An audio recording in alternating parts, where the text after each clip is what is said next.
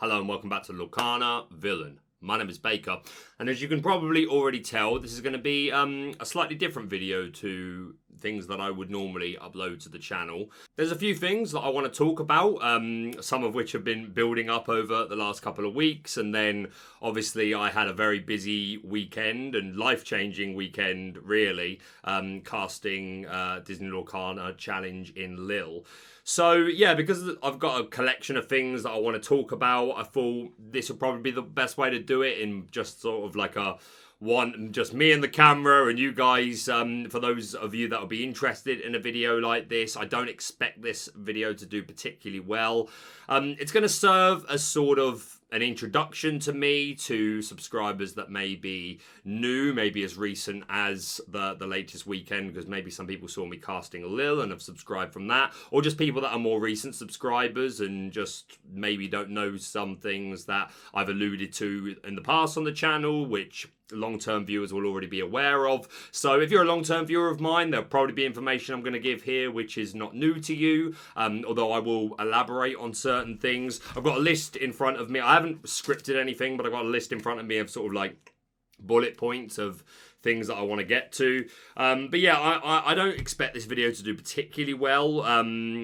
Really, it'll be appealing more than anything to viewers of mine that are interested in me, just as much or even more so than the actual Lorcana content. And I was humbled over the weekend to get to meet a lot of people that watch my channel, and just a lot of people had really nice things to say, and just said, like, I struggle hearing compliments, let alone repeating them, but just alluding that like they liked having my content on in the background, and just nice and lots of lovely things that really made me smile, meant an awful lot to me. But yeah, I'm going to talk about a variation of things. I will try and leave timestamps to kind of give segments to what I talk about, so that people that might be more interested in certain topics than another can you can go through at your leisure. I don't want this video to be too long, but knowing me and the way I yap, it probably will be. I'm quite anxious to record this. I'm always anxious before a recording. Hopefully you're saying, oh, that's a surprise, because good. But no, I get very anxious going into any recording. So doing something like this, where I'm going to talk predominantly about myself, is still quite new to me. But yeah, like, just to give sort of like a list of the topics for discussion for today's video, I'm going to do just sort of like a basic introduction to people that might be really new to the channel, who I am, my past to a degree, and what led me into Lorcana content creation. And I'm going to talk a bit about my acting and singing career and my history in TCGs in general. I was a Yu-Gi-Oh player, so I'll elaborate on some of that. I'm going to talk about my YouTube channel that I had before Lorcana Villain. I'm obviously going to talk about my experience casting over the weekend at Lille. I'll say straight away, I have had to sign an NDA, a non-disclosure agreement, so there are certain things that I can't talk about, although I promise you it's nothing all that dramatic. Like, I haven't seen set 5, I don't know where Worlds is taking place, it's nothing too mad. It's just limits the sort of things I can talk about, but I want to talk about what I can, because it was such an incredible experience. I'm going to talk about Lorcana Villain, the channel. We're approaching 1 year anniversary. I want to talk about its future. I want to talk about things concerning sponsorships, memberships, and just advice to aspiring content creators. We're going to talk about Pixelborn. I'll elaborate when we get to that section. That's probably the section I expect most people will be most interested in. And spoilers, I'm not going to say anything that your other content creators haven't already said. But I'm going to speak about it. And yeah, I'm going to talk about the long-term goals for the channel. So that's kind of like a brief idea of my bullet points. Knowing me, I will end up getting distracted and go down a different line of conversation and just rant. But again, this isn't for everyone. But do please, if you enjoy videos like this, I'm not saying I plan on them being a regular thing, but for my sins, I am quite numbers orientated. Like, it does affect me if I'm not seeing the numbers I would like to see. So if you would like it to be open that I would do something like this again in the future, then hit the like button, leave a comment, whatever it is, let me know that there is an audience for this. But at the same time, even if like 5% of my audience are interested in it because they're interested in what I have to say, then I appreciate and respect that. So that's what's pushed me through to just do this for the first time. So yeah, a bit of an introduction. My channel we're coming up to a year. I think it's been about 10 months at this point. I started the channel in August, I believe. So yeah, we're at the 9/10 of last year. So we're at the 9/10 month mark. Yeah, so I have a history as an actor and singer. It was my main interest from like the age of 10. Even earlier than that, one of my earliest memories is of my granddad reading me Alice in Wonderland, not the Disney book, but like the original. I don't know actually if it was the original workings. It was probably a more child-friendly version, but nonetheless, my granddad read me Alice in Wonderland, and my granddad was a real like. It was uncharacteristic for him to do something like that. From what I've heard, from how he was normally, he was in the Navy. He was captain of the London Fire Brigade. He was a man's man. Let's put it that way. But I loved him very dearly. I grew up just me and my mum, no brothers and sisters, no dad that matters. And I have some family that live just on the outskirts of London that I used to see a lot more when I was a kid, and then other family in Australia. But by and large, it was me, my mum, and my granddad would come and visit once every month or two. And yeah, one of my earliest memories is him reading me Alice in Wonderland and putting on voices for all the characters. And it's one of those close your eyes and you're there memories, and it's why I ended up getting a tattoo sleeve of Alice in Wonderland, which I've shown a couple of times on the channel. There's the Cheshire Cat there, which this can be quite trippy if people have had a couple of drinks. The potion, the lock, the caterpillar, the white rabbit is there. One of the horses, like the chess pieces. And yeah, my granddad's name. It's, I think, a bit faded. But yeah, rest in peace, George Edward Baker. But yeah, that was very meaningful to me, and it was kind of like an introduction to acting. I was a very strange child with no friends. There wasn't a lot of tolerance for sort of like being on the spectrum. I didn't even know. And yeah, I was a weird kid, and I didn't have a lot of friends. And my mum raised me on her own, and I had everything I needed. Let's put it this way. My mum went without things so that I could have what I needed, like school clothes, whatever it was related to like feeding me, clothing me, educating me. I had it. But didn't always have the luxury of like modern games consoles and stuff like that. Don't get me wrong, I got things eventually, like when it was like second-hand prices. I eventually got this, a PlayStation, a Sega, all this stuff. But my first ever game console was a Game Boy Pocket, which my granddad bought me, with my first ever game, which I put aside earlier knowing I was going to mention it. First video game I ever played of anything, The Legend of Zelda, Link's Awakening. And this was like my best friend as a child. And then it went on to like Pokemon, which obviously you can tell from my room. Obviously I'm a big fan of. But yeah, that was like my introduction to gaming and like just a love of stories. And what I did have a lot of when I was a child was Disney videotapes, absolutely loads of them. That was one thing that like I would get regularly as birthday and Christmas presents.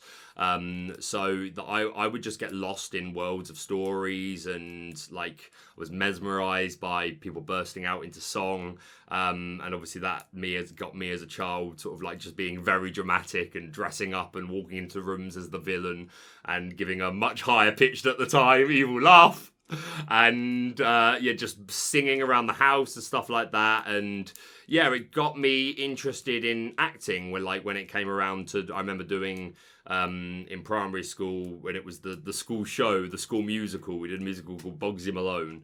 And I just absolutely loved it, like fell in love with it, and like it made me feel, I feel like I was troubled as a child, as I'm sure many people could say, and like I didn't feel like I had much of a place, like I didn't seem to fit in, but I seemed to fit in this world, and from that moment I like, I said to mum, like, I want to do this as much as possible, and she got me signed up for like after school clubs, or like just clubs, or like summer projects where they would put on a musical and like do rehearsals every day for 2 weeks, or 6 days a week for 2 weeks, and then you'd put on a show in a small theatre. And yeah, that was my life. And I from very early age was like, this is what I want to do. I want to be a performer. I want to not. I absolutely love the spotlight and the limelight, and I still do, no denying at all. But also, like, it was just remembering how watching stories unfold, or like I had cassette tapes that I would listen to of stories and stuff, and it was just knowing how that made me feel better. I was like, maybe I can do that for someone else. Like, I can be the medium through which to tell a story which helps someone either escape or process. Obviously, I didn't have the vocabulary to understand all this at that time, but like, I knew I liked the idea of making people feel better. So yeah, I was enjoying doing like bits of acting and singing, just like in clubs and stuff when I was like 9, 10, and I was like, I really want to do this. And then I remember, I think I was 13, and I went to see, it was part of I think it was a school trip. I can't remember. It's unimportant. I went to see the Phantom of the Opera in the West End in London, and it captivated me. It just, like, it was already something I knew I was interested in and wanted to do, but from that moment I was like, that's gonna be me one day. Like, it was just absolutely mesmerizing.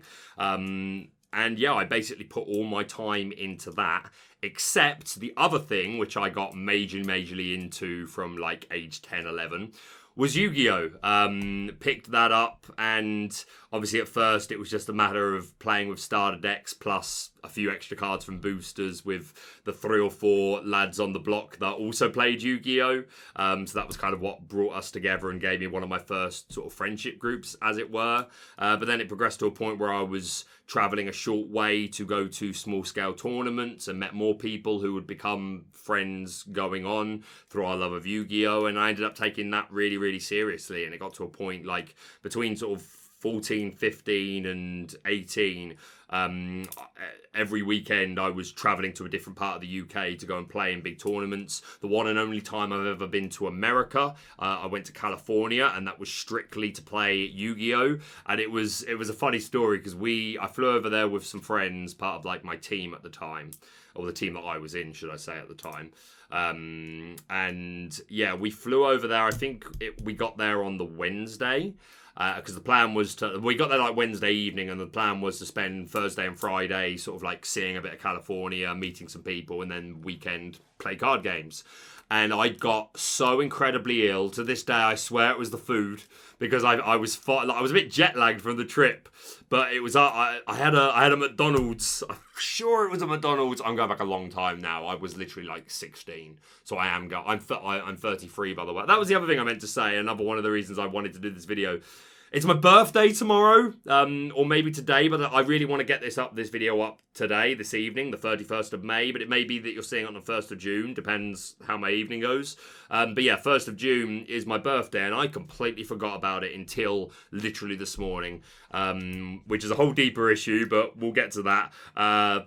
But yeah, my point being, this all happened a long time ago, but I got incredibly ill. Ended up going back to the hotel room on the Wednesday evening, because like we got there, checked in, went out to have some food, and then that night I was like, oh, I do not feel good, and I slept through all of Thursday, all of Friday, missed all the guys went around California, missed all that, recovered just enough to play on the Saturday, played a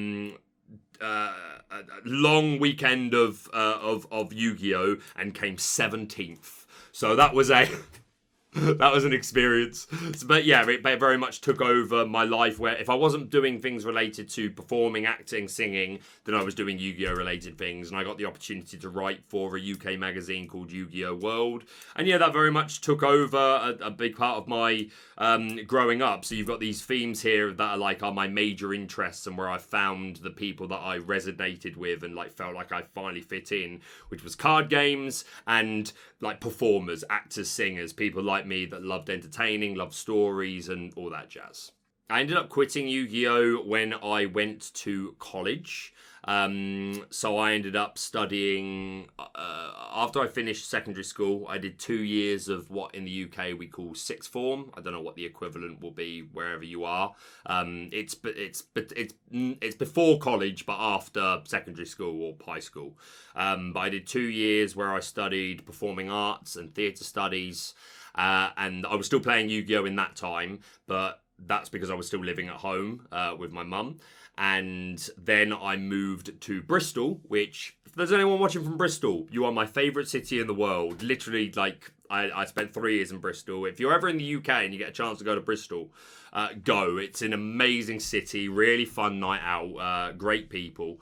But yeah, from me going to college and knowing that a lot more of my time was going to be taken up by studies, plus, again, I was going to college, so I was hoping to be a bit more sociable. So I put Yu-Gi-Oh down. I ended up picking it up a little bit just after I graduated, finished college, so 3 years later. And there were all sorts of synchro summonings and pendulum summonings going on, and I was like, no thanks, I'm out.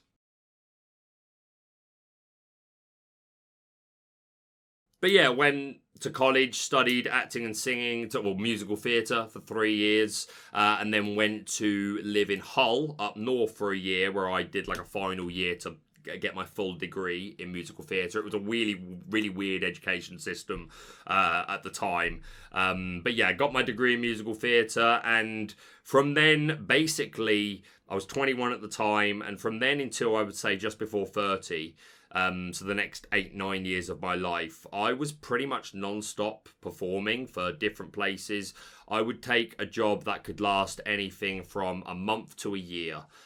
So my first job was I moved to Cyprus for 2 years. I moved there for 9 months and then came home for 3 months and then did another 9 months there. But I was in Cyprus for the better part of 2 years, where I was working for a company that basically they owned a family karaoke bar in Cyprus, which the mood could very much change during the day. Like, they had a pool and everything, so during the day you'd get a lot of families with kids in the pool, and like they did a simple bit, like, it wasn't a restaurant, but you could get simple food and obviously drinks, and then in the evening we did karaoke, and our clientele would range anything from, again, sometimes families with kids singing Let It Go.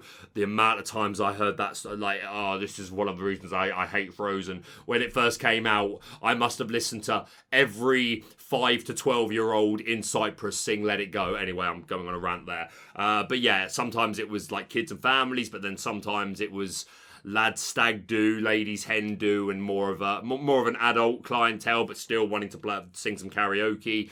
So me and the team, we did a variation of things. Sometimes we would host the karaoke.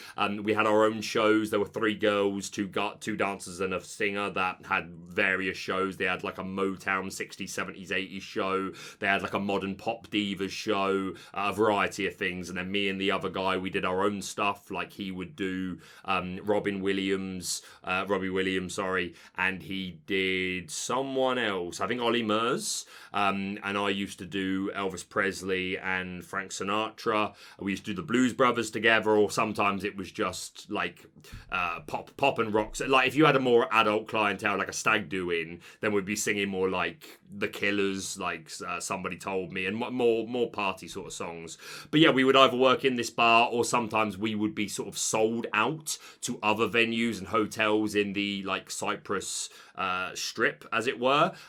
So we sometimes this would be like a party bar, sometimes this would be like a really fancy hotel where we had to suit up, and we were basically singing like Frank Sinatra and like ballads in the corner while people were having their dinner at like 4 or 5-star hotels. And I did that for 2 years and had some really, really interesting experiences, met a lot of people. It taught me very hard resilience as well. Because don't get me wrong, sometimes you'd be performing for audiences that were really into it and really loved it and like were egging you on and really supportive. But sometimes it would be, you'd get sent to a bar where it was literally 5 or 6 people that really didn't want you there. And they'd make it known because they're on holiday.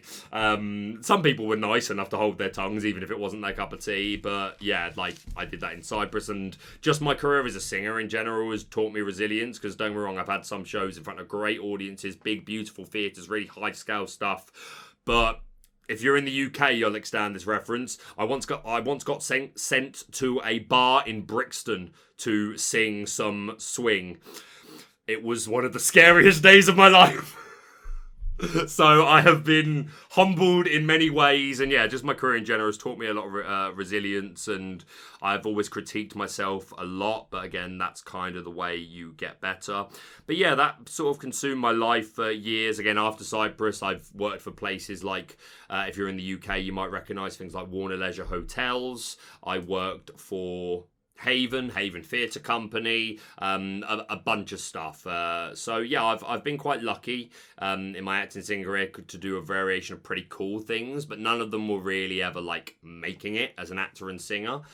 Some jobs were paid better than others. Like there's a couple of jobs I've done in the past where I was being paid a really, like Haven Theatre Company is one I'll bring up. Like my day duties were like 3 days a week. You might have duties in the day, like an hour where you'd have to go and do a bit of singing or like maybe run a quiz or something like that. But your main job was just 6 days a week in the evening doing shows and really high quality ones on a nice stage, good outfits, lighting, mics and everything, which is what we love to do anyway. And I was being paid a really respectable wage to do that, and could have absolutely lived on that and for a few years and saved some money. But I've also done things that you're doing it more for the exposure, you're doing it more just to like be in the business. And that's the thing, when I was training, we were always told quite consistently, remember, like, be grateful to be working, because a lot of actors and like performers don't get to work at all. And I do think there's a lot to be said for that, and definitely in the first few years of my career I was more willing to do stuff that maybe wasn't for the best money or exactly what I wanted to be doing, but it's just about getting your foot in the door.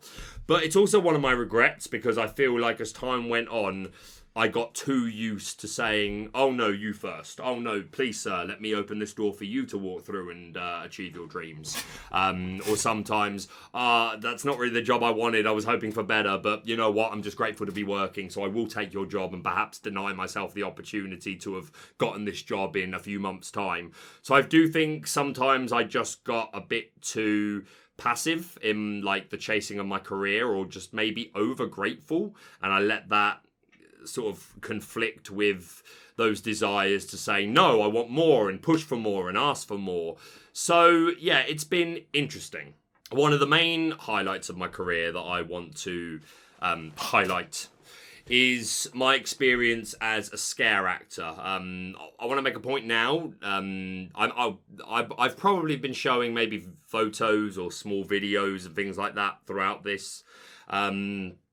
But I may, as I'm talking about my scare acting, I may show a couple of pictures and videos from my time doing it. If you're someone who watches my content with maybe younger viewers, son, daughter, niece, nephew, brother, sister, whatever it is, none of it should be too bad, but there might be fake blood shown. It's just generally a bit creepy. So if you or someone else you know that may watch this is someone that maybe is a little squeamish or something, maybe just do a look through yourself and make sure you're happy before progressing and showing it to younger viewers.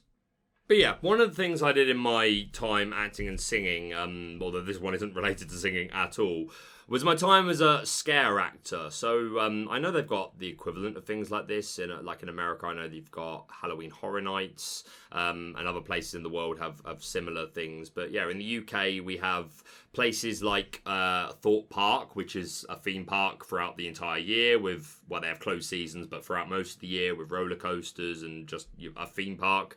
But yeah, over Halloween they have what they call Fright Nights, and they bring in a bunch of scare attractions, which are essentially haunted houses. They can be coloured in all sorts of ways. They're not all houses. Sometimes they're even outside, or again, like the IP and the theming changes from scare maze to scare maze, but they're basically interactive experiences where people go through in small groups through like horror-based scenarios, and there are live actors in there who are made up, dressed up in the appropriate to fit the theming, and yeah, they basically spend the time trying to scare you. And like different scare mazes have different rules about how close you can get, and there are certain times where you are allowed to touch the guests. I've done that in the past where I was working for one where we basically did 2 versions, where one was we won't touch you, but then there was a version where we would be allowed to touch you, but the people that wanted to do that had to sign a waiver to say that it was okay. So that was pretty cool. But yeah, I'd say it was about 5-6 years ago now. I took my first job as a scare actor. It was just meant to be 6 weeks work. It was the 2 weeks leading into October for rehearsals. And then the entire month of October, the scare maze running. And this one was at a place called Chesington World of Adventures, which, like Thorpe Park, is a theme park, but it's generally aimed at a younger clientele. Although this scare maze definitely wasn't.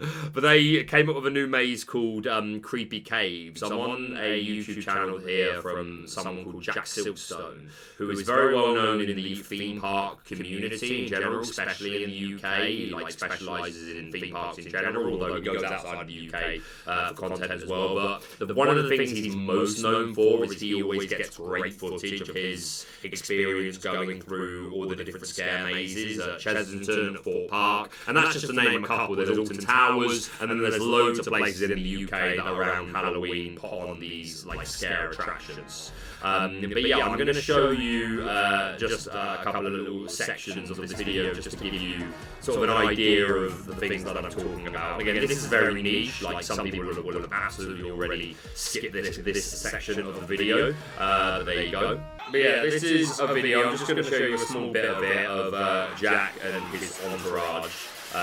They got permission to film coming through what is Creepy Caves, where essentially zookeepers and scientists have been infected by this very rare plant called the angel fire plant, which is essentially turning people into mutants.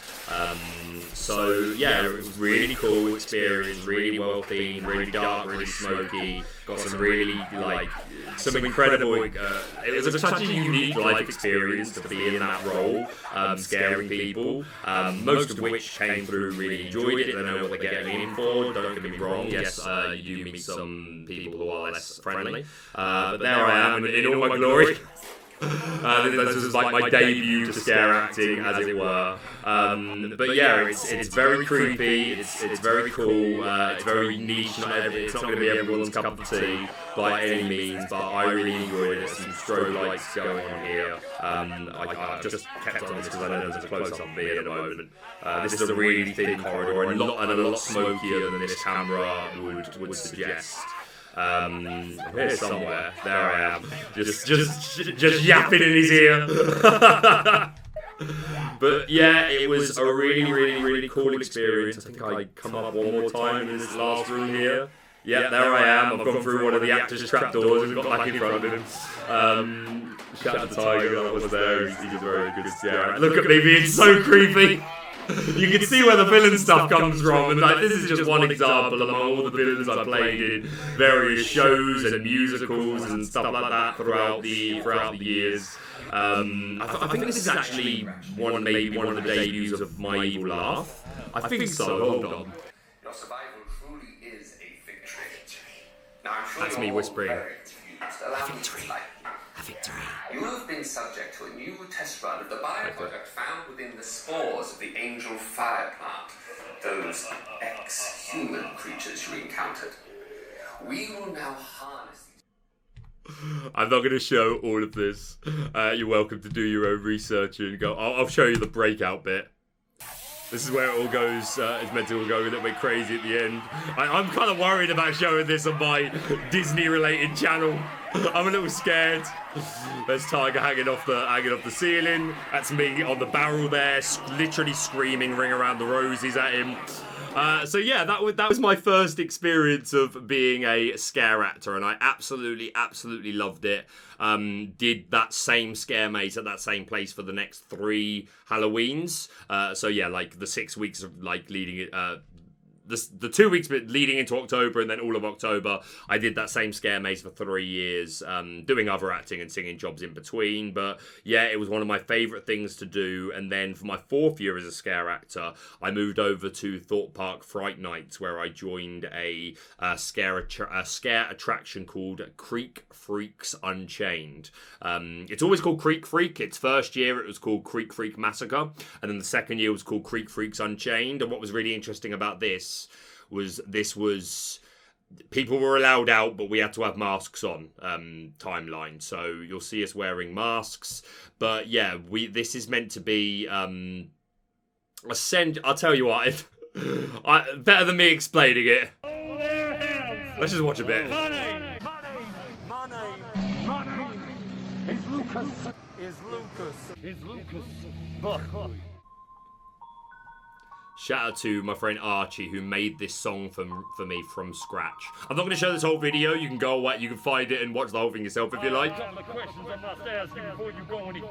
But this was basically loads of footage that I got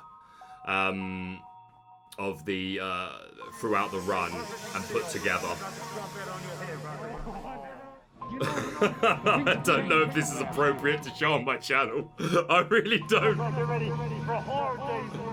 It gets creepier and creepier as it goes as well. Here's the really creepy bit. Wait for it. That guitar riff as well. And yes, chainsaws are very much a part of the theming. Oh, I'm so weird. I know.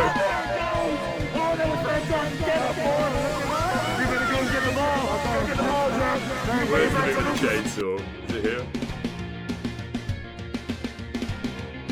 You ain't seen nothing yet, boy. I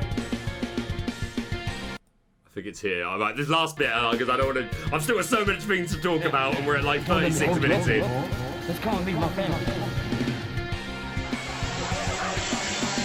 I do love it though, I tell you what, it's a rush. So look at this chainsawography I'm doing.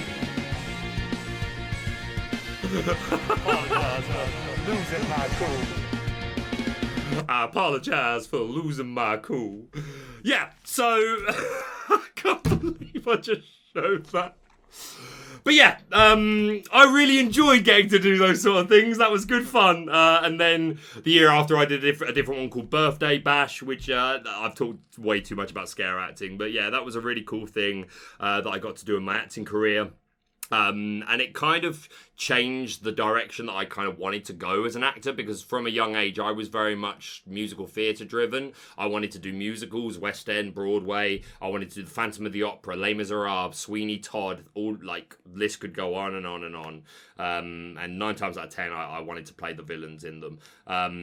But yeah, like after I started doing scare acting, I don't know, I got really interested in that sort of physical theatre and more voice acting style. I'd always been timidly interested. That's the wrong word. I'd had a passing interest in that in the past.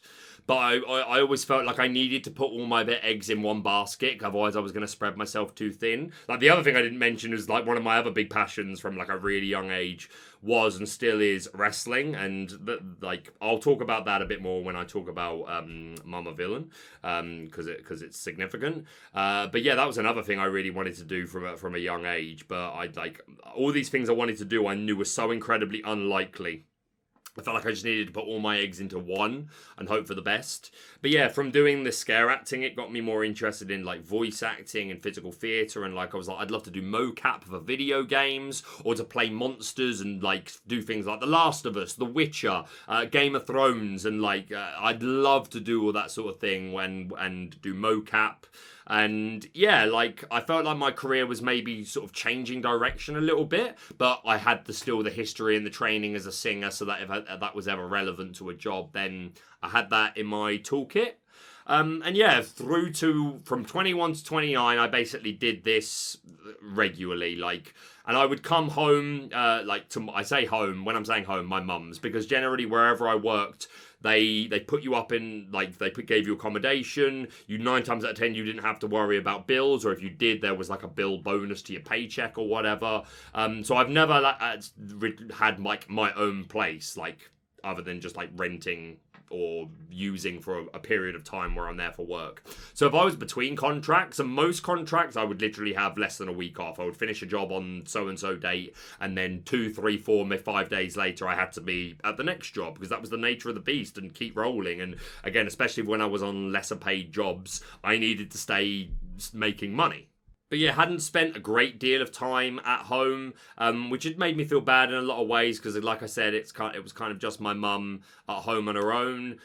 She had me at 40 years old anyway, so by the time I was off, like when I was 21, she was 61. And there were a lot of Christmases away from her, because Christmas is one of the busiest times of the year when you're a performer, because generally you're doing things like pantomime, and just there's a lot of shows that want singers for Christmas music and stuff like that. It was generally just a busy time of year, so it was a lot of time spent away from home, which I did feel bad about, because me and my mum have always been close, but she wanted me to follow this dream just as much, and like she had made sacrifices I didn't know, like when between sort of like 11 to 18. Like I said, I had what I needed, and like I found out a lot more down the line that mum went without things to be able to afford to send me to these drama clubs or singing lessons and things like that.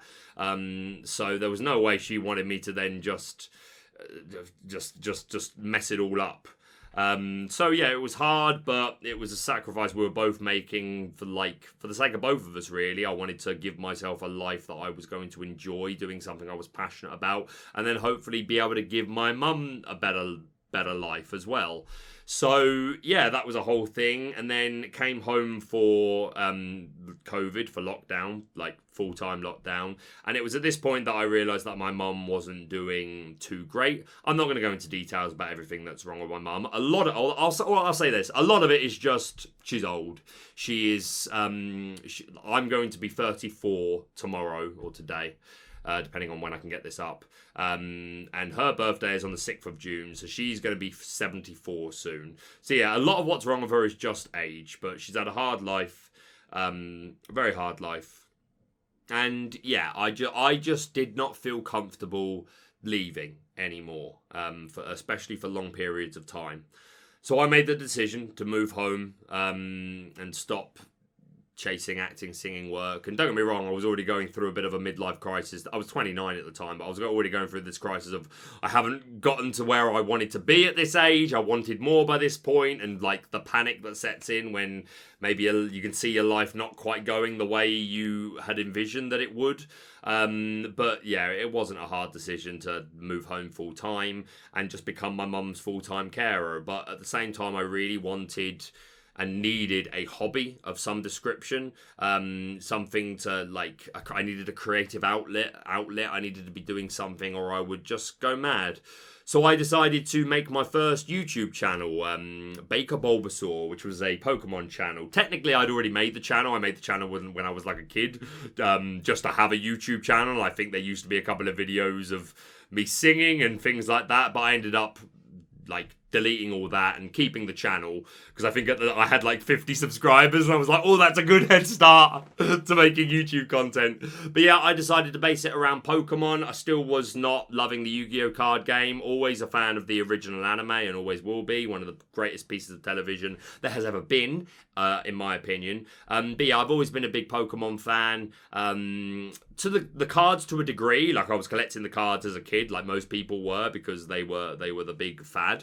But it was the games and the TV series, really. And yeah, obviously, as my dreams of acting went on, I was like, maybe I could be the voice of a Pokemon one day and things like that. Didn't happen, but there you go. Although I did do a fan-made Pokemon video where I voiced Gary Oak, so that was pretty cool.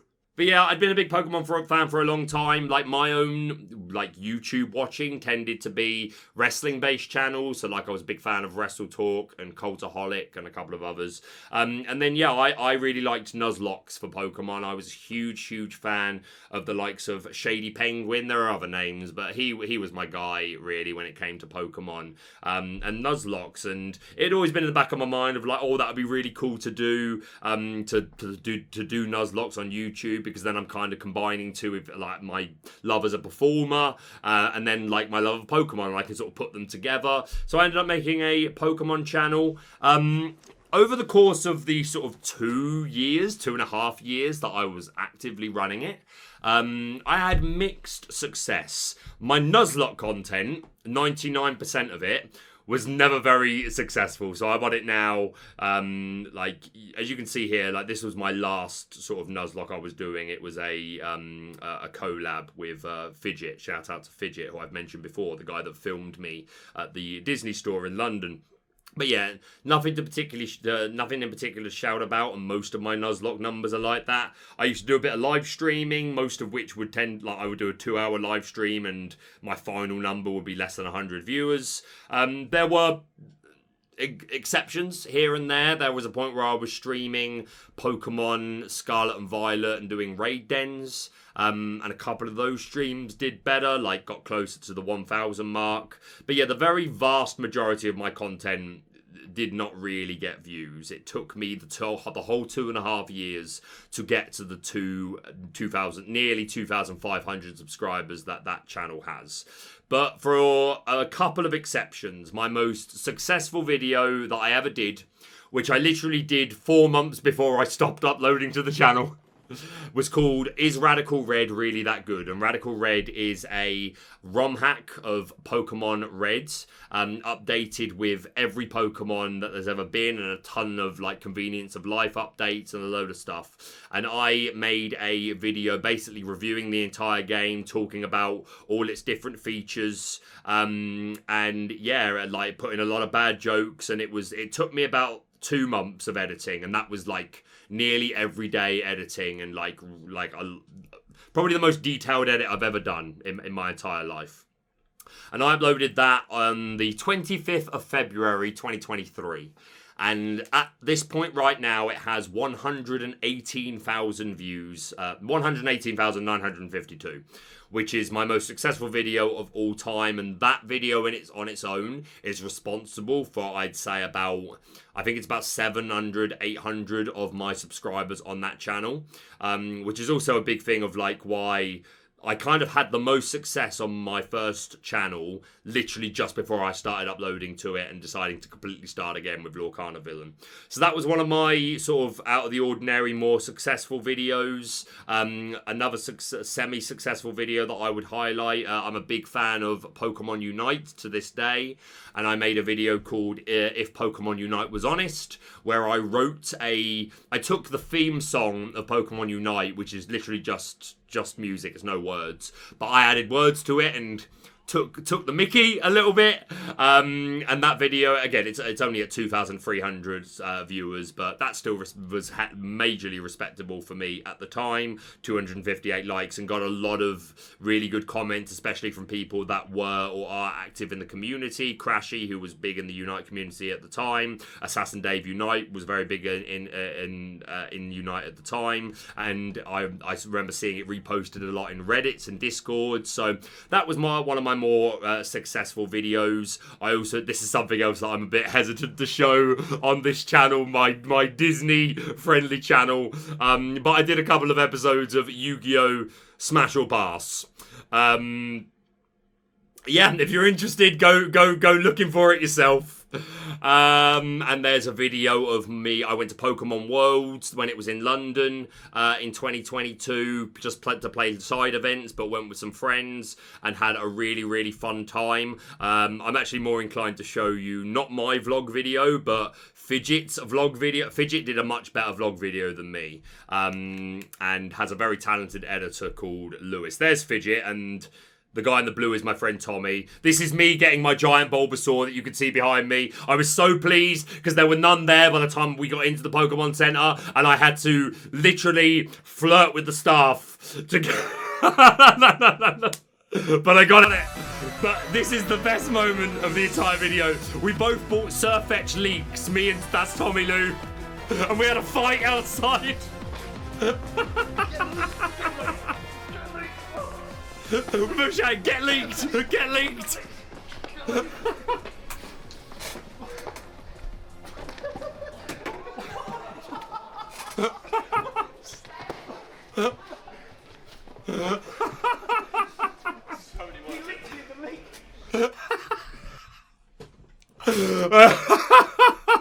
Day 2, and we're already crippled. Yeah, pretty much, Fidget. Pretty much. So yeah, that was good fun. That vlog isn't on my channel. That's on Captain Fidget's channel. That's the full name of his channel. But yeah, my channel, all in all, my channel wasn't a huge success. Couple of videos I'm very proud of. Like if you're a fan of Pokemon and you liked Legends Arceus, this video that I did here, reacting to Legends Arceus in 20 minutes, 138 views, and it's one of my favourite videos that I've ever made. It's literally 20, like, because I streamed my entire playthrough and then I turned it into a video with loads of edits, basically taking the mick out of myself for the vast majority. I will show you one bit. I will show you one bit right here. Because this ended up on someone made a video of like the best reactions to certain parts of Legends Arceus, and my reaction to Giratina here made the video. I'll show you the right bit. Hold on. Here we go. I've just taken down the Giratina. And it just comes back for no reason.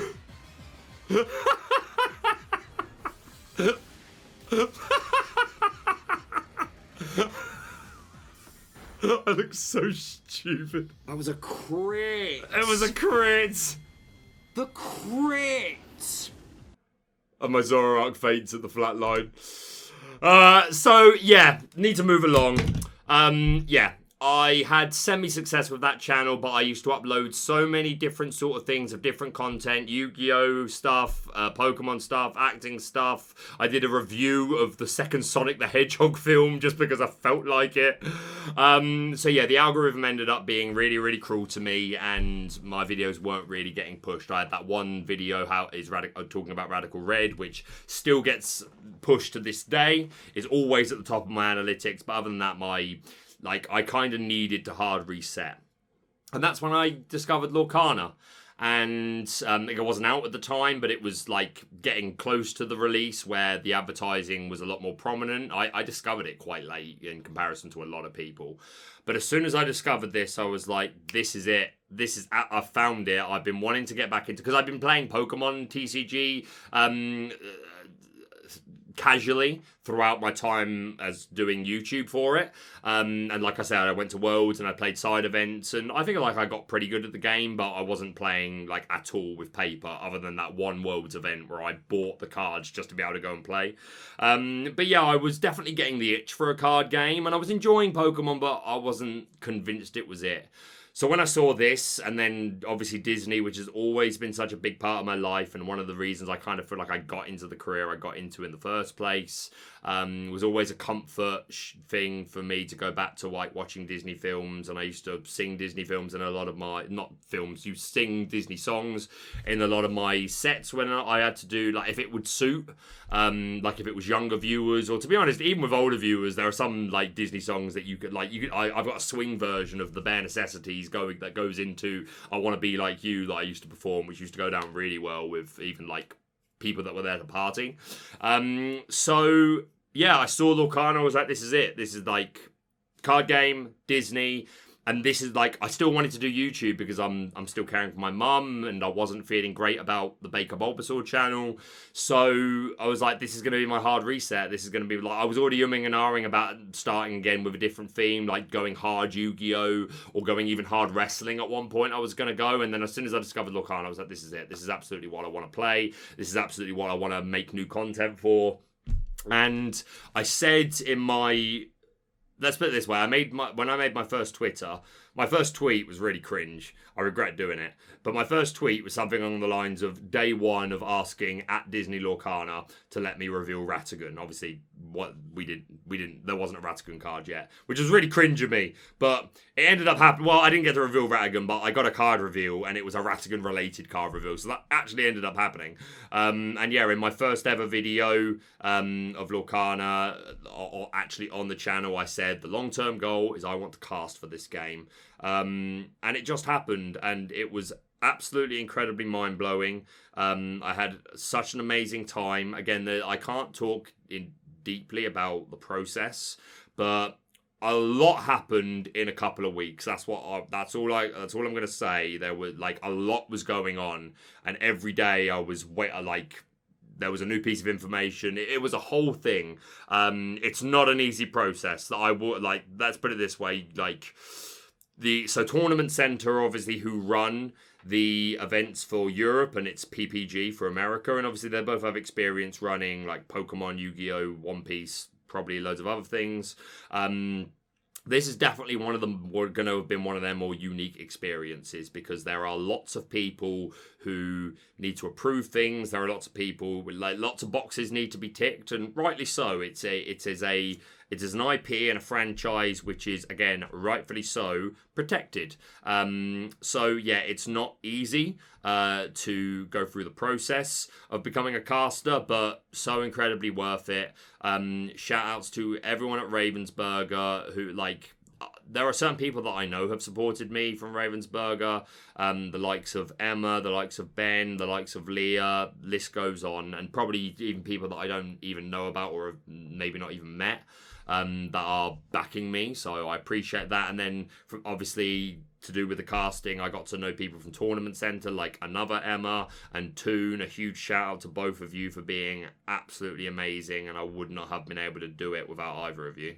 But yeah, I took some videos, which hopefully I'm able to show at this point. Yeah, got there on the Friday, saw the huge queue outside of people waiting to pre-reg and get their promos, and me and Spessy, who travelled up together on the Eurostar. I've said this a couple of times, but again, huge shout out to Spessy, and thank you, Spessy, very much for being a fantastic broadcast partner and being very supportive. But yeah, we travelled most of the way together, or we got the Eurostar together, and then to the hotel, and to the venue, and we got to go into the venue because we needed to see everything, and there was a meeting with people. But yeah, just walking into that venue for the first time, and it was nearly completely done. Like, some of the vending shops weren't fully set up yet, and there were bits and bobs, but the illuminary was up, and like all the banners and a lot of the photo ops and stuff, and I got so emotional just walking in because it was exactly what I dreamed I wanted it to be right from the very beginning. And this is just the beginning. This is just the beginning. That I need to say that another time. This is just the beginning. Like, the amount. Please bear in mind, businesses like to see a certain amount of results in a certain period of time before they are okay clearing XYZ. They've already cleared ABC, but they will clear XYZ if ABC goes well. And just how this first year has been going, it gets me so excited for what XYZ could be. What is now, what people are now saying, yes, okay, we've had good results, good data. Now you can do that thing you wanted to do, that thing you wanted to do, that thing you wanted to do to make it a bigger and better and more exciting experience. And just this as the default, I was so blown away. By the end of the weekend, I'm just going to say it straight. On the Sunday, one of the Toon from Tournament Center, I got to go upstairs to one of the rooms where a lot of the prizes were being kept and locked away, and he showed me a couple of cool things, and I just started crying there in the room. Like, it had been a whole weekend of emotion. Again, the 2 weeks building up to the event was a lot of ifs and buts and umming and ahhing, and it was a lot that just kind of all came flooding out on that. So the tournament had finished by this point. And yeah, it just kind of all came flooding out, and I literally burst into tears, and I was like, this is just everything I wanted it to be. I'm so grateful to have been involved. The amount of people that came up to me and said hello, and wanted something signed, wanted a photo, was just amazing. I also got the vibe sometimes from walking around the room that like people would look and then double take. And I feel like they maybe wanted to say something, but felt like I was busy. And I tried to always look approachable. But at the same time, I am never going to be walking down, see you do a double take, and then go, huh, I bet you know me, don't you? Because that's cringe as hell. That's absolutely... I'm never going to do that. I will try... if I feel like you're giving me a double take, I might turn my body language towards you slightly and give a polite smile. And then as far as I'm concerned, that's leaving the door open for you if you want to say something. But I'm never going to come up and blow... I bet you know who I am, huh? Because that's so cringe. But yeah, please always feel free to say hello if you want to. If I am too busy, I will always say why I'm too busy, and I will say something on the lines of, but I'll be ready in 5-10 minutes, an hour, whatever. I will always try and rearrange a time to have a conversation with you or sign something or whatever you want, because it still blows my mind that people even want that. So yeah, I'm so thankful for all the amazing people that I got to meet. The Ravensburger staff that I got to meet. I won't name just because I'm not sure they would want me. It's probably fine, but there's too many anyway. But got to meet so many great people who were so supportive.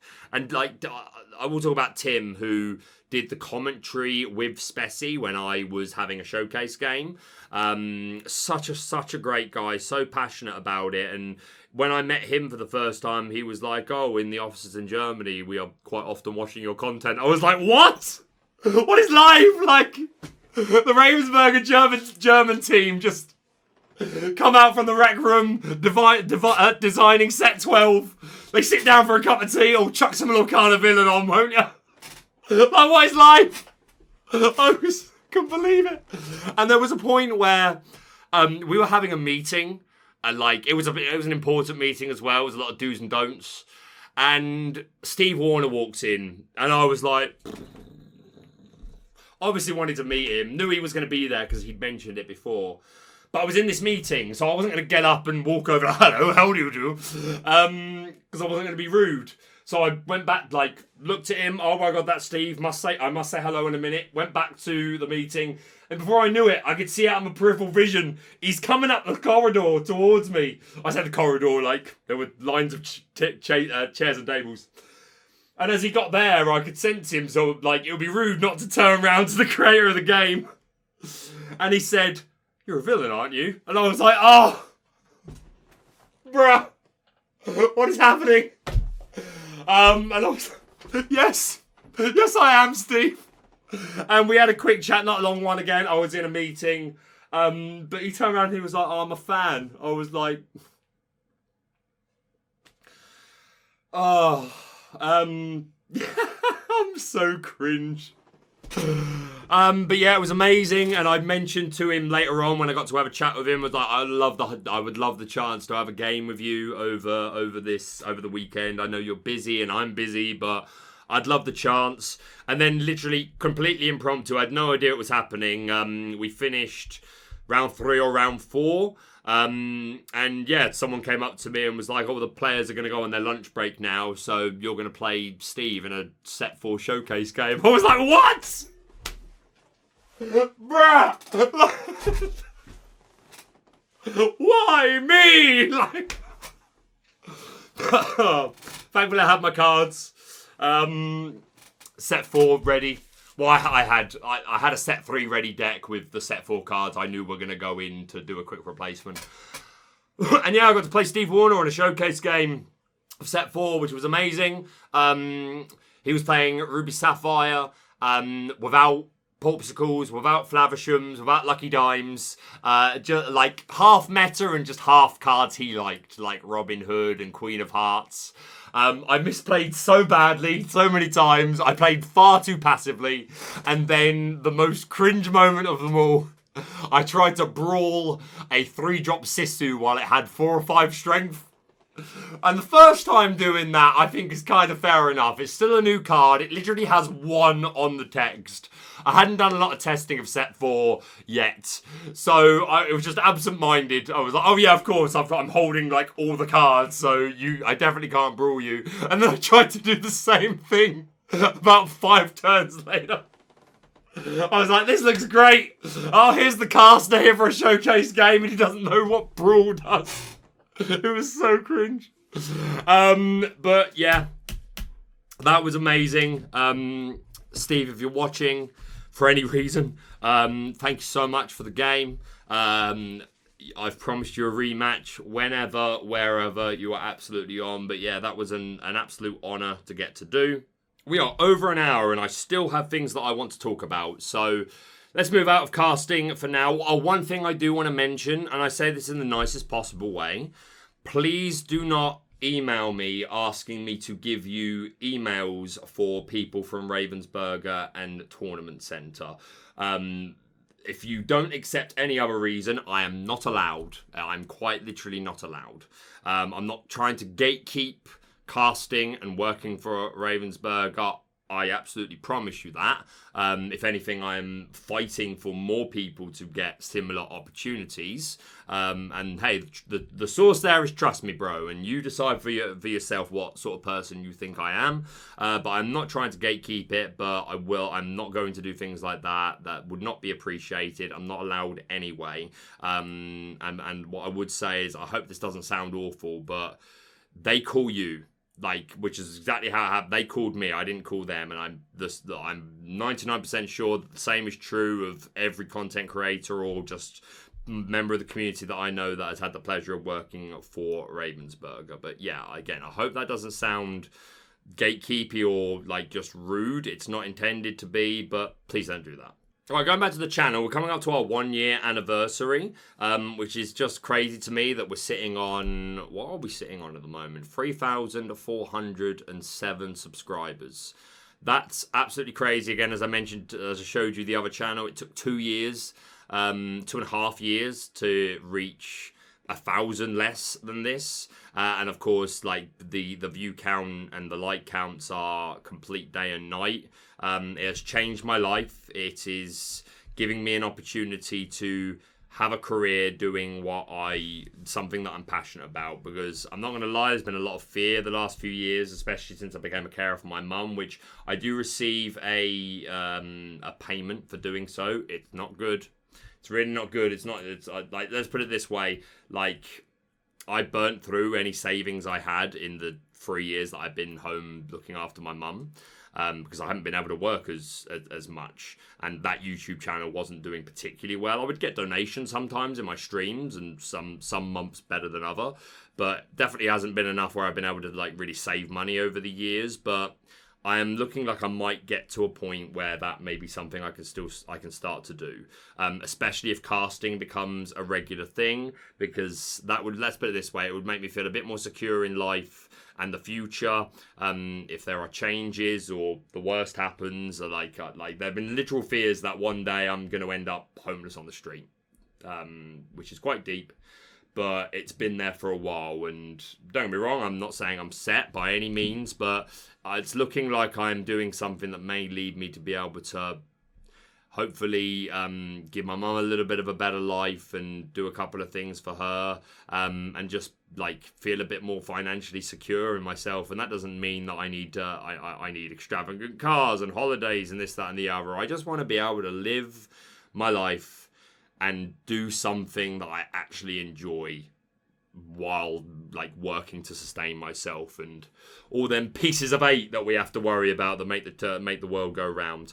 But yeah, full transparency, the channel itself in ad revenue is not at a sustainable point yet. What's making me feel better a little bit is the introduction to casting, and if I get to do that a lot more in the future, then that's definitely going to help me from a financial standpoint. The channel is doing okay. I average between £150 to £250 a month just through AdSense revenue, and that goes up and down depending on how much I'm uploading. There's a couple of times where I've had to take breaks, and even though I'm living full time at home with my mum, which is what enables me to get content out as much as I do, if my job caring for my mum wasn't something that kept me busy, then I would literally be uploading every single day. I would the traffic would be so much bigger. But even living at home, I still am busy.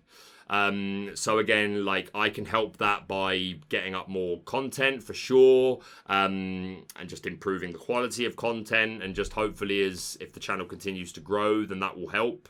But yeah, what has also helped a little bit is my sponsorships. I have 2 sponsorships and 1 affiliate. I'm sponsored by Whatnot, although there's things might be changing with that, so I don't want to talk about Whatnot too much. But let's put it this way: I received 1 payment from them for 1 month, and then everything else is a little bit up in the air. So I've not been receiving money from Whatnot for a couple of months, which is why you've not been hearing me talk about it in videos. I am sponsored by Cardmarket, which I'm very proud to be, because obviously they have a direct link to the theme of the channel, which for me is one of the main things when it comes to sponsorship. I really want to try and make it so that if I am being sponsored, then it's things that are actually, like, even if not of interest, but at least relate to content that I'm making. So I think Cardmarket is about as acceptable as it could possibly be. A very, like, literally a 5-second plug at some point in the video, and then a couple of cards, you get the price of it come up, which I'm sure to some people is even interesting to see. So I think that's a perfectly reasonable sponsorship to have. I don't know if I'm allowed to say how much I make from that, but what I make from them added on to ad revenue at the moment is not enough in itself to, like, really sustain me in the future. So I need to think about what I want to do about that. Again, hopefully just as I continue to grow and the channel grows, it increases. But I need to start thinking about incentivizing memberships or even Patreon. Now, memberships have been live on the channel for about 2 months, and it's never been something that I've pushed because I don't have any unique perks to go with it. So, like, I don't see the point in pushing, hey, do you want to be a membership? I'm offering you exactly nothing different from just being a subscriber. Although I do have 1 member that I've had for 2 months now, plus HD, who I actually think is one of the Forbidden Mountain boys, so I'm not sure, maybe, but thank you, plus HD, for being a member.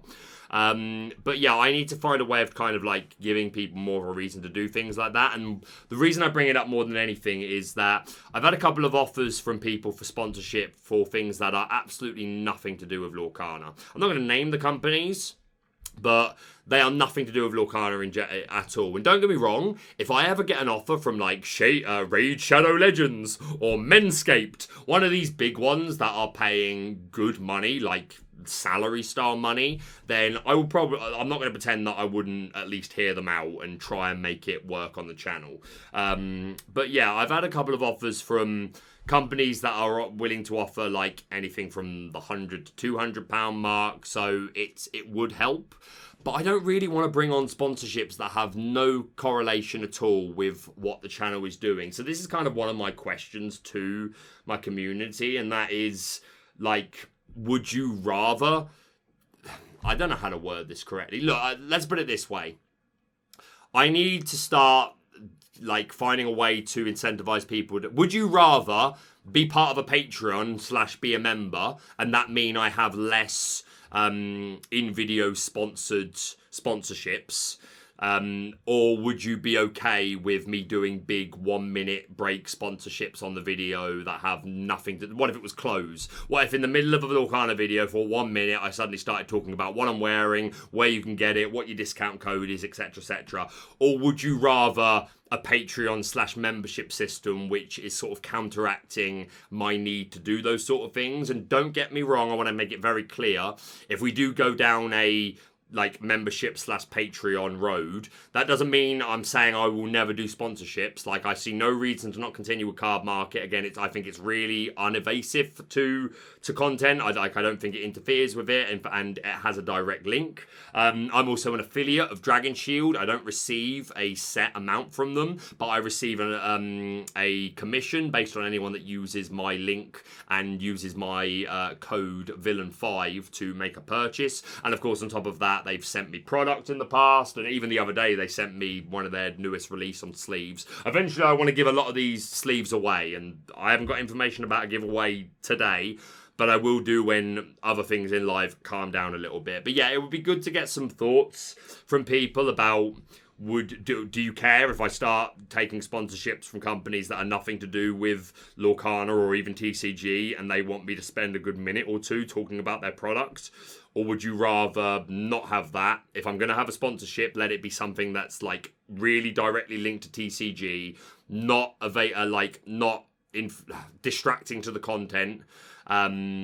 Or do we go members and Patreons? And it would really help me if I had an idea of people that would be willing to come under a Patreon or a membership system, if it means that my videos stay free of unrelated sponsorship videos. So yeah, I would really, really love some feedback to that in the comments. Next thing I want to talk about is advice for aspiring content creators. I had a message the other day from someone who I'm not going to say who they are. I did meet them at Lille, I'll say that much. They were very nice, and they sent me a message a couple of days after, which I'm going to read out to you now. I'm assessing the viability of potentially becoming a Lorcana YouTuber/streamer. But I also know it's difficult. It's a difficult field to get into, and not everyone makes it. Do you mind if I ask, as someone that has made it, arguably, you could definitely say that. I think it's kind of naive for me to not say that I haven't made it to a degree. As humble as I want to remain and stay, like, I'm not where I want to be, and I'm by no means like cemented, but yeah, like, it would be naive to say that I haven't had a good degree of success that I'm sure a lot of people would also want to have, so fair enough. So as someone that has made it and who has the following and has put in the hard work to get where they are, did you ever have doubts about starting, and what gave you that push to go ahead? So yeah, I did have doubts, and if you've watched this entire video or referred to this earlier, it was kind of not necessity, but what drove me to starting my first channel, Bcoming, was literally I was moving home to look after my mum, and I didn't really have a whole lot of options of things that I really could do from needing to be home so much. So that made it a lot easier to sort of go down that path, because it was what have I got to lose? It's not like I didn't quit my acting and singing career to become a YouTuber. I quit it, or put it on hold, to look after my mum, and then it just turned out that starting YouTube was something that was now open to me to sort of follow because of the context of my life situation. But yeah, I absolutely had doubts, and I remember it took a long time before I even got a video to get even over 100 viewers. Feel free, go onto my channel, it'll be linked, my old channel will be linked below, and go back to right at the beginning of me posting content. If you find Pokemon Crystal Nuzlocke, you found the beginning. And I was getting 5 to 15 views per video, and it slowly trickled up.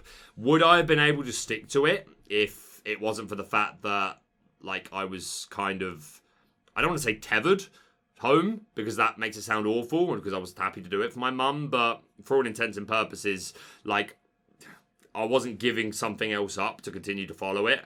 Let's put it this way, if I had quit my acting singing career to do it, I'd have probably got a few months in, and from knowing me, I might have been this isn't working, which isn't the right mentality, really. It takes a long time. If I'm honest, I think part of the reason I've had success with Lorcana Villain is because I put 2.5 years into a separate YouTube channel where I learned an awful lot. I learned how to edit. I learned how to use Photoshop. I learned how to market yourself. I just learned about being a streamer and being a YouTuber, and a lot of that was just from watching other YouTubers and being in other people's streams. And there's a Game of Thrones quote, do you want to lead one day? Okay, learn how to follow. It is kind of that to a degree. Learn what it takes to be a fan first, for sure. Otherwise you can never relate to your audience. But I definitely think it's worth, if you were Pokemon in itself was such a saturated community because everyone's doing it, everyone's doing the same thing. So yeah, it was hard to make it work in Pokemon for sure, and it's absolutely right to have doubts. But yeah, the push to go ahead for me was kind of unique because it was just related to the fact that I'd moved home with my mum. But I know people that generally I met over my time doing that. I met people that quit their jobs to try and become full-time YouTubers, and again, it's just that dream. Different people have got different reasons for doing it. Some people just want to do it because it is an incredibly cool way to make a living. People that just play video games and they make a full living. That's a cool way to earn your living, and far easier than a lot of things. And that's someone some of my career has been glamorous to a degree, but some of it has been in the trenches, scare acting is probably the hardest thing I have ever done. It is not easy. It is really undervalued. You meet a lot of fantastic people, but I'm sure you can imagine, you also meet some very unpleasant people that don't like that you made them jump in front of their partner or their family or whatever it is. So it's led me to a lot of confrontations in the past as well. It's hard. But yeah, some people are just chasing that more extravagant life, or just again, for me, it was just about wanting to do something that I was passionate about.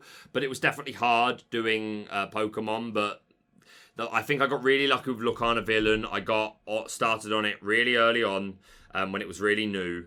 And I think it very much helped, again, not only the 2.5 years I'd spent on my previous YouTube channel learning a lot of things and becoming just more confident in front of the camera. And yeah, kind of learning humility, and like, when you put out a lot of videos that just don't get any views or don't get any likes, you know, you assess yourself a lot, and it's a grind. I do feel in many ways you kind of have to go through that lull of failing to then learn why you failed and try and do better. But again, you can do that all you want. I still think I got really lucky that I found the perfect game at the right time. And again, because of my history as a singer, it was really easy to incorporate that into my Lorcana content. And for people looking for Lorcana content, whether you thought I was a good player or not, I was offering something unique, which isn't going to be everyone's cup of tea. I'm fully aware of that. But I was offering something that no other Lorcana content creator was doing.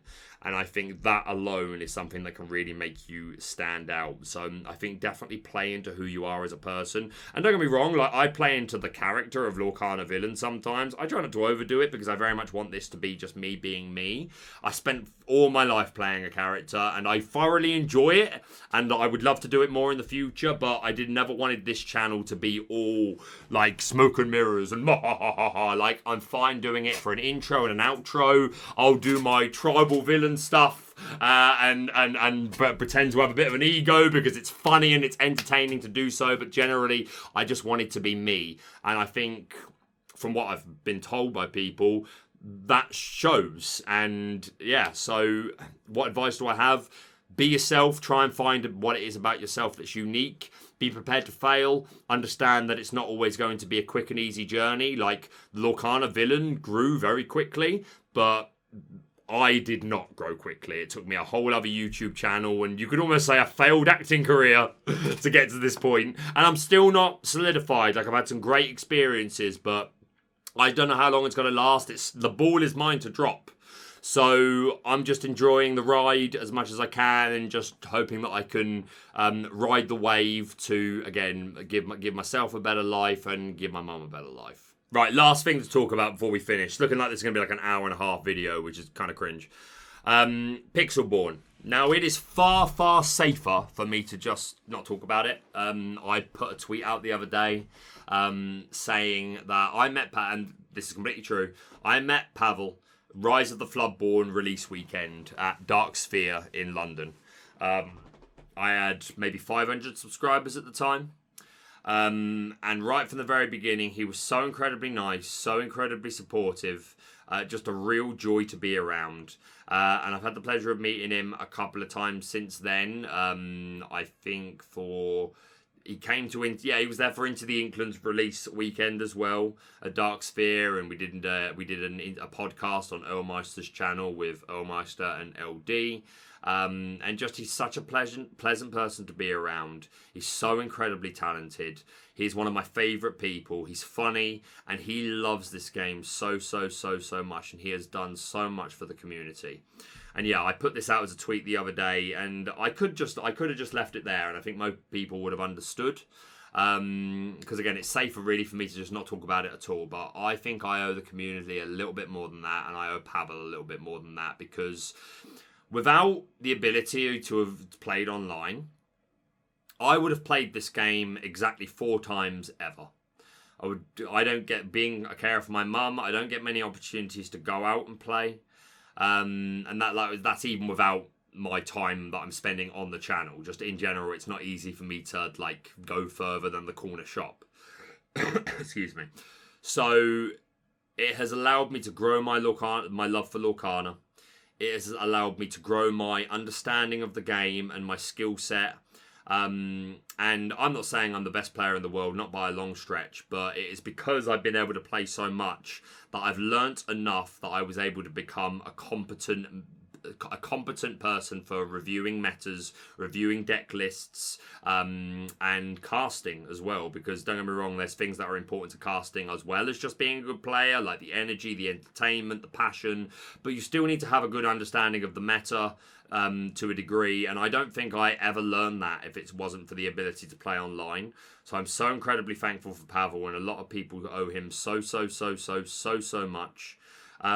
Please don't turn your anger to Ravensburger. Again, I don't know the full details. I don't know what the future is in terms of like an online client. Genuinely, I didn't even bring it up because PB shutting down, I didn't hear about at all over the course of the weekend. I didn't hear about it till I got home. So there was no real reason to bring it up. And again, any meetings with Ravensburger and stuff, we were mostly just talking about the weekend of casting, and it never came up. I would be surprised if there's not one planned and has not been one planned from the beginning. But I also can imagine that certain powers that be, different departments, different companies, want a specific amount of data across a specific amount of time before giving the all clear, because it is a big undertaking getting an official online client done. Unless I know Pavel was able to do it, but it was a big undertaking. And don't get me wrong, if you're doing it the, shall we say, legal way, then there's a lot of red tape to go through. So while I hope very dearly that we get an online client, and Disney Lorcana, if you're listening, I do truly hope that we will get an online client one day. It is so important for the community. It was so important for me. But if it is planned, then you should be able to understand why the decision has been made to ask Pixelborn to shut down. And again, there's lots of powers that be that it will have been their decision. There's going to be certain people that are being blamed for this where it was nothing to do with them. And hey, you had to know all along that it was going to happen eventually. I think we're really lucky that we got it this long. And yes, there are absolutely conversations to be had saying, well, there was in chapter 1 when the game, like, there was hardly any product. It was online play that kept it going. And I absolutely think there's something to be said for that, 100%. But that's not to say that Disney Lorcana would have just failed if it wasn't for online play. That's not the case, I'm sorry to say, because something I think a lot of people need to remember is that, yes, this game does want to cater to the best players and just, again, to the competitive scene.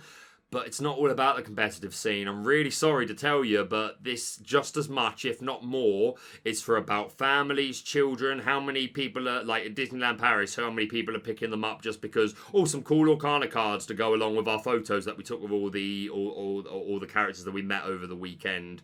The casual audience is going to be huge, and probably a bigger part of the audience that are putting money into Lorcana than you think. I think a lot of pro players think that it's pro players that are putting the majority of money into this game, and I really, really disagree with you.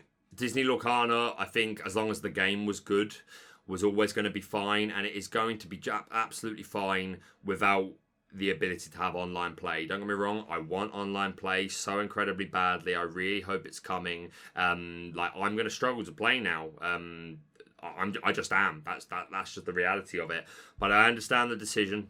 Maybe I don't fully understand the decision, but I accept that there are things that I am not privy to, that I don't know enough about, and it's bigger than my knowledge base. I don't know if I've done a good job of explaining that, but there will be reasons that things are happening, which in the long term is what's best for Lorcana, Disney Lorcana, and just the game that we love. So yes, I'm very sad to see it go.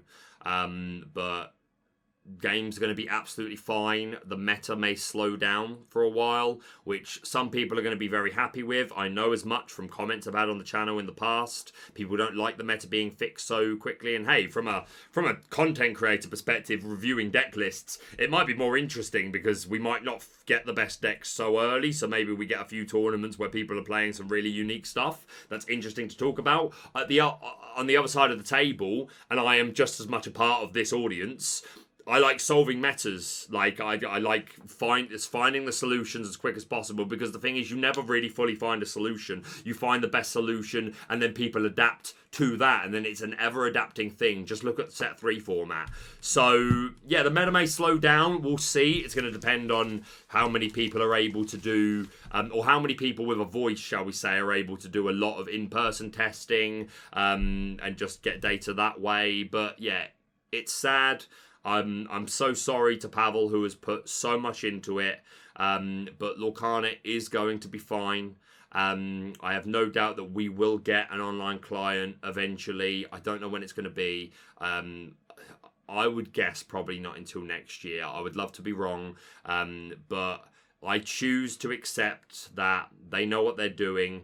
They've known what they're doing most steps of the way. I know some things it doesn't feel like that, but these are not stupid people running this game, and Disney would not have handed its IP to people that didn't have a good game plan. And again, they've adapted so well so far, and I really hope this doesn't come across with the air of someone who's just, oh, well, he's working for Ravensburger now, so he's just going to be a shill for the company. If you want to believe that, be my absolute guest. But if you've been watching my channel for a while, you know that I've always said what I think. I've always tried to be as fair as possible and understand that, hey, we may not understand this decision, but there's a lot we don't understand. So there might be reasons and powers that be that just we can't.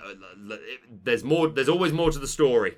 There's always more to the story, and I really don't know how good of a job I'm doing of explaining all this. But yeah, I hope it doesn't come across like I'm just being a shill. I will still always call out things where I think there are issues. Like, for what it's worth, after the weekend, the casters and all the staff to do with the stream team all got asked for feedback about what could be improved upon in the future. And I know that me and Spessy wrote a good paragraph plus each of things that we would like to see adapted in the future.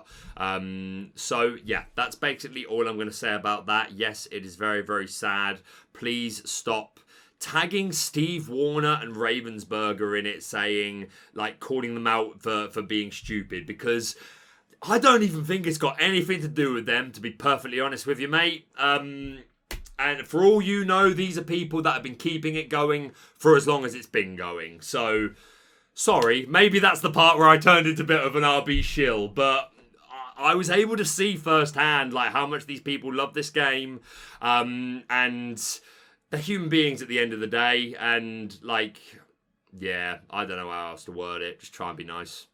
Right, this has been an hour and a half. I'm not going to tell the break arm story because I want to tell it properly. I 100% promise you it will be in the next video. This has already gone on way too long. We'll save something for next time. But yeah, this has been incredibly long. Again, longer than I wanted. I don't know how well this video is going to do. It may even lose me subs. We'll see. But if it was something that you found enjoyable, or even just sections of it, then thank you, or I'm glad, should I say. Let me know, leave a comment, leave a like. In particular, I'd really like feedback on how people feel about sponsorships versus memberships, and people that might be in a position to feel like, oh yeah, if you start a Patreon, I'll absolutely support that if it means we're getting less sponsored ads, etc. And yeah, anything you want to ask me about anything I've said, then feel free to let me know down below.